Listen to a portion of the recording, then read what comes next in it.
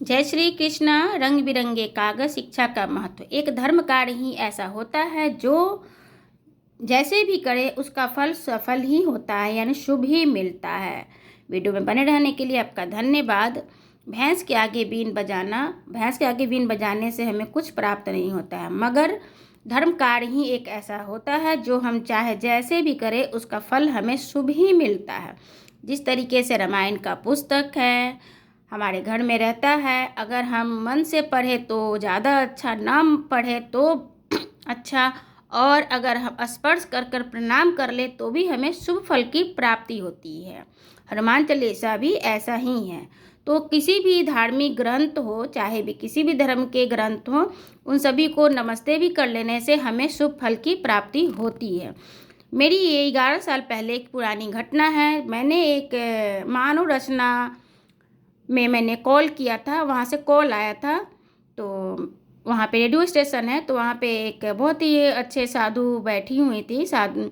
तो उन्होंने कहा कि, मैंने उनसे पूछा कि मैं रामायण का पुस्तक पढ़ती हूँ, तो उन्होंने कहा कि भैंस के आगे बीन बजाने के जैसा ही होता है जब तक उसका अर्थ न मालूम हो। लेकिन मुझे बुरा लगा और मैंने महात्माओं से पूछा तो उन्होंने यही कहा कि धर्म का जो भी ये चीज़ है, अगर हम जान कर करते हैं तो अत्यंत ही फल मिलता है। अगर बिना जाने भी अगर हम धर्म पुस्तकों को प्रणाम करते हैं अथवा पढ़ते हैं, उनका मनन चिंतन करते हैं, तो उनका फल सुफल यानी मंगलमय ही होता है। इसी तरीके से एक घटना आई थी हमारे सामने। एक बूढ़ी माता थी जो कि बूढ़ी थी और उनका बेटा विदेश चला गया। विदेश जाकर वो हमेशा पैसा भेजता था, लेकिन कुछ पैसे वो छोड़कर कैश गया था जिससे वो अपना जीवन यापन कर रही थी। मगर वो थोड़े दिन के बाद पैसे ख़त्म हो गए और वो बुढ़िया, जो बुजुर्ग माता थी, वो मंदिर के आगे बैठ के भीख मांगती थी। एक दिन पुजारी ने उनको कहा कि माता जी, आप यहाँ पे क्यों बैठी हैं? आपका बेटा कमाता नहीं है, लायक नहीं है? तो नहीं, वो तो बहुत बड़ा लायक है, वो तो विदेश गया है,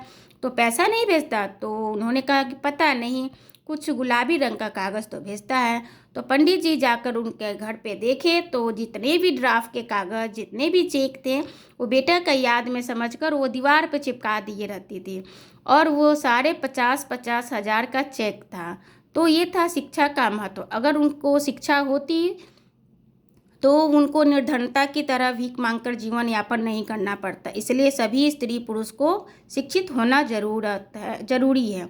और मैंने ये भी बताया कि धर्म के कार्य चाहे जैसे भी हम करें उसका फल हमें सुफल ही मिलता है।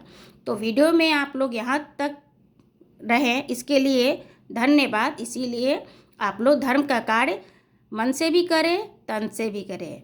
जय श्री कृष्ण। वीडियो में बने रहने के लिए फिर से दिल से धन्यवाद।